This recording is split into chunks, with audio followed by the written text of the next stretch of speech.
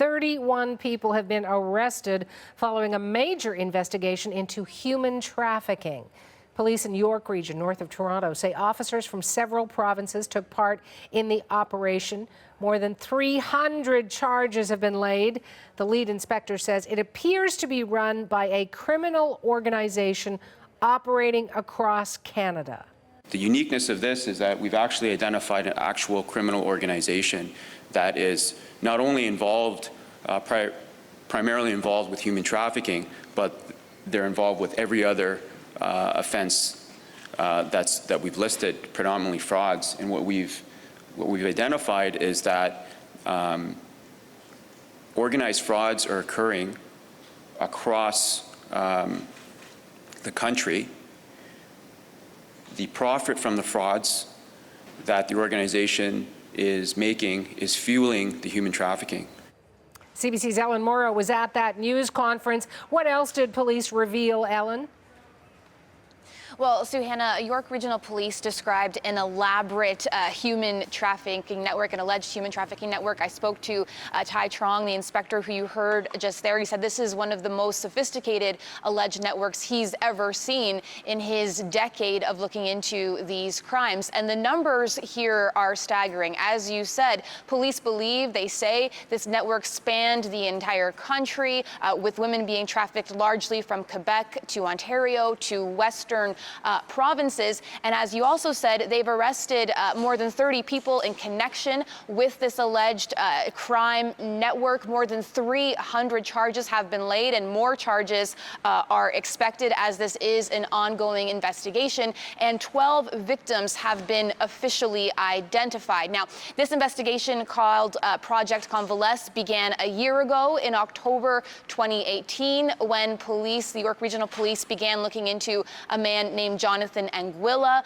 believed to be the alleged kingpin of this organization. And the reason they began looking into him at that time was two women who were in Vaughan, Ontario, not far from Toronto, came forward to authorities. Inspector Trong said those women were essentially at the end of their rope and had nowhere else to turn to, so reached out to the police. Now, Inspector Trong also went over the scope of this alleged network, as well as some of the methods he says the suspected pimps used to control the alleged victims. Here's more of what he had to say. They were working for him. They tried to leave and tried to make their own money, and at which point he tracked them down and tried to make sure that that didn't happen.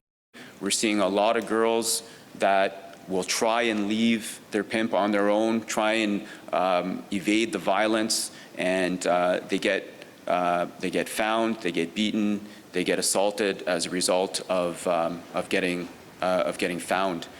This is an ongoing investigation, Alan, so there might be more to come, but did police give any indication of where the investigation is taking them?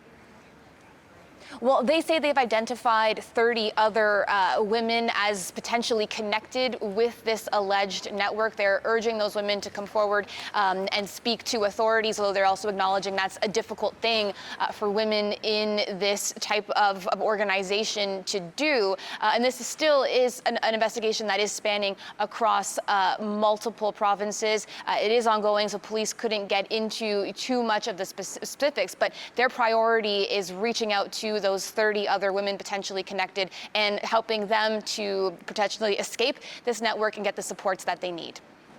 Thanks for that, Ellen. CBC's Ellen Mauro in Aurora, Ontario. We are following a developing story just north of Toronto. Police have arrested 31 people in a major investigation into human trafficking and organized crime. My next guest is a human trafficking survivor. She is also the founder of what's called the RISE Initiative. It's a project aimed at helping victims of human trafficking. Ronelle Bruder is in Toronto. Ronelle, great to have you on the program. And this is a huge story and a huge investigation. Yeah. Police say hundreds of charges, including for human trafficking and pimping, and 45 young women could be involved as victims. Does any of this surprise you? Sadly, it doesn't surprise me.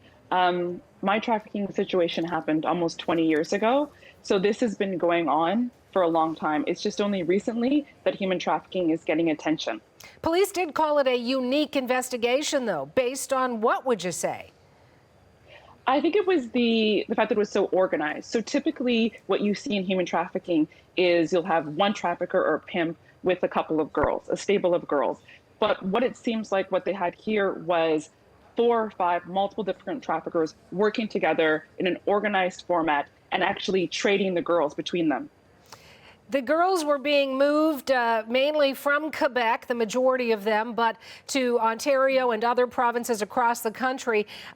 Is that par for the course as well?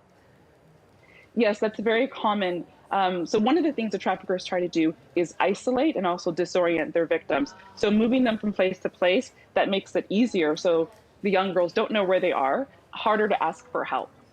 I want to say these are all charges right now. These are only allegations, so there certainly will be further investigatory details, et cetera, and we'll be watching for those. But as for the women who have come forward, police say there were 45 young women involved. Only a dozen or so are speaking out. Let me get your thoughts on how difficult it is to point the finger, even though perhaps you know you might be safe now. Yeah, I think that's going to be a real challenge for law enforcement. One reason, just obviously the fear of violence and threats if they speak against their trafficker. And also for a lot of the women, just the shame and the stigma around this, not wanting to go out and actually having to publicly announce that you are a survivor of human trafficking. How big a problem is that, the stigma? Because, you know, we say, and we see ads for it, let's talk about things. Let's talk about, you know, mental illness. Let's talk about breast cancer. Let's talk about things that perhaps were subjects people weren't comfortable with. Why isn't this on that list of let's talk about it? Yeah, I think there's a lot of different reasons why human trafficking isn't something that you really see a lot of people talking about. But I think there's a lot of shame just around women working in the sex industry in general. So there's a lot of stigma there. And so for survivors of human trafficking, there's a lot of guilt because this is something that they have this experience. A lot of people might actually blame them. Mm-hmm. Why didn't you leave? Why didn't you run away? Because a lot of people don't understand the psychological and emotional trauma that traffickers inflict on their victims. So let me say to you, honestly, those are questions running through my mind. How do you answer them? Sorry, which questions? The questions of why didn't you leave? Yeah, and so I was just kind of speaking to that point. It's really due to the psychological trauma. So traffickers are able to sort of groom their victims, create the sense that they're the only person that matters, they're the only person in the world that you have, and they instill such fear, such physical fear and emotional fear that for many women, they're afraid to leave. They're afraid to even ask to go to the washroom. I mean, this is the level of control and fear that these traffickers are inflicting. Final question for you. What will you be watching for in the days ahead as we continue here on CBC News Network to track this story, Ronelle? Yeah, so really, I'm hoping to see more charges come out of this. So I'm really interested in, I think it's the remaining 33 women that they've discovered, and I'm hoping that there'll be more charges of human trafficking against these men. I thank you for being so forthcoming and talking about this. As you say, you know, no stigma, got to talk about it, right? Exactly. That's the only way that we can address the problem, if we have these conversations. I thank you for your time. That's Ronelle Bruder. She is a survivor of human trafficking, and our chase team reached her in Toronto.